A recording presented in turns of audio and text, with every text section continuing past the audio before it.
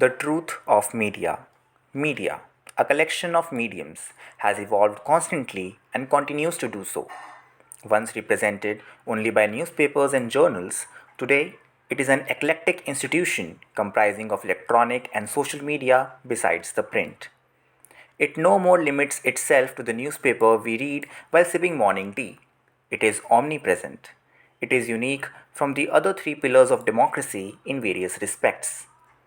One of the prominent aspects in which media differs is its private ownership, which is both an enabling factor and an impediment. The media is accused of not showing what people need. Nonetheless, it shows what people want. The fact that it is based on a private model ensures to show the news that is popular among the public. The media is accused of chasing TRPs, but TRP is one such measure that tells them what people want to see. If people want news with salt and spice, they show it, not their fault. It is like democracy. If people choose a wrong leader, it is people's fault. It's a drawback of democracy that people may not know what is right for them. People can be easily swayed by emotions. The public is fickle-minded, which is very well portrayed in the Shakespearean play Julius Caesar. An eloquent Antony molded the views of people with the power of his words, and people is power. If one wins over people, he rules over them. Thus, immense power rests on the shoulders of the media, and power corrupts. The media has not handled the power responsibly. In an utopian world, media would be unbiased. However, in this world, an impartial media is a far fetched dream, if not impossible. Ideally, the media should present the facts and leave for people to decide and choose. But no piece of news today comes without a shade of activism and propaganda. Almost every time I switch on the TV, it dictates me what to think.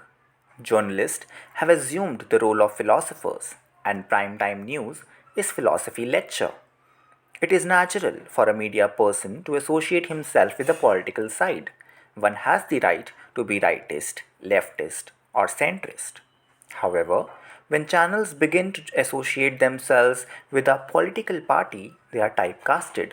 Viewers form a notion of specific channels and thus view them from a lens of bias. Due to these agendas, there is a trend of widespread polarization among the people. There is a seething wave of anger under the surface among the masses against one another. An effect of this polarization is that the nation is living on the edge. People can be easily provoked, and that can result in an act of turmoil and violence.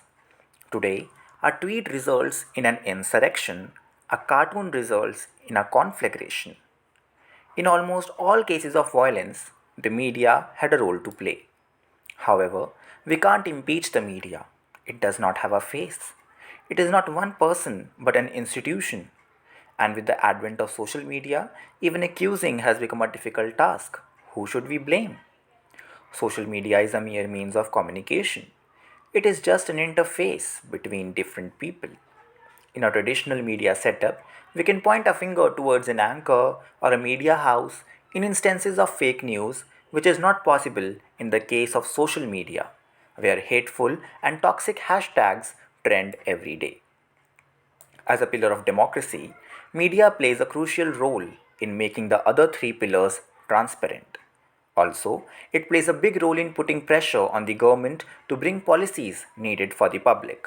However, media has become a hand puppet of government itself.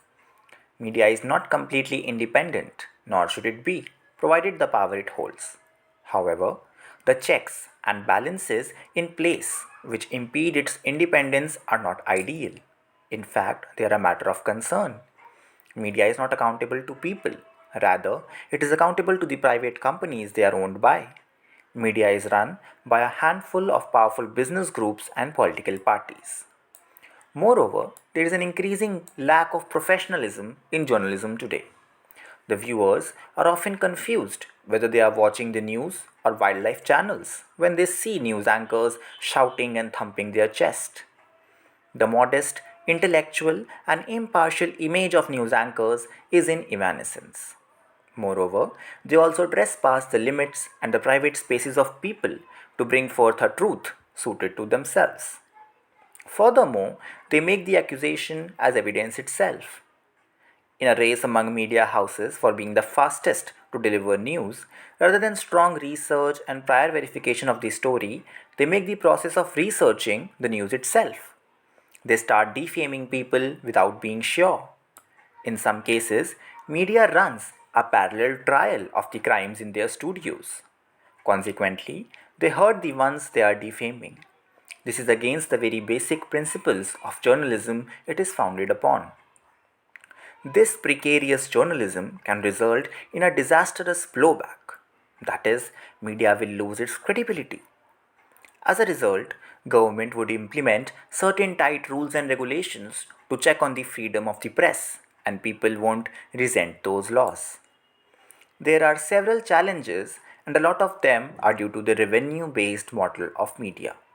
It is an industry that gives a free product or charges a very small fee, which is very petite in comparison to the actual cost price of the product people are consuming. Even the blank sheets of papers cost more than 3 rupees one is paying for a newspaper copy. It is an industry that gives a free product or charges a very small fee, which is very petite in comparison to the actual cost price of the product people are consuming. Even the blank sheets of paper cost more than 3 rupees one is paying for a newspaper copy, which provides services by skilled professional journalists, reporters, and photographers. Thus, it has to rely majorly on ads or patrons for financing it, which hampers the freedom of the press. An alternative is to make media self sustainable, a subscription based product where the consumer pays equal to the cost price of the product. However, the real question is, are people willing to pay that much? Also, this would limit people's readership to one newspaper or one channel. Furthermore, a vast multitude of people will lose access to media because they won't be able to afford it. A solution could be to market individual articles that cost a nominal micro fee. This way, the consumer would not have to pay for the whole paper but just the articles he wants to read. To contain the spread of fake news, we need to employ innovative solutions like a fact checker. Or media houses can mark their news pieces with different colors to denote their credibility, where red can be used to mark a piece of news not verified yet, and green for the verified ones. It is high time that media needs to introspect and get back to the morals which lie at its very foundation. It needs to redefine the principles it is founded upon. There is a need to be an autonomous regulatory body for media, and it should be mandatory for a news enterprise to work along its guidelines. The regulatory body should not encumber the freedom of the press. However, strict guidelines should be laid down for issuing an apology in case of defamation. Presently, apologies are not issued, and if they are, they don't match the degree of the mistake. An error on the front page of newspaper is regretted the next day on the fifth and sixth page in a small corner. The degree of apology should equal the degree of mistake. Introspection and technological innovation can bring back the glory of the media. As India marks its 72nd Republic Day with the assumption of a sense of responsibility, media can unleash the true potential of the nation as soon as it realizes the broader goal of the institution of strengthening the nation.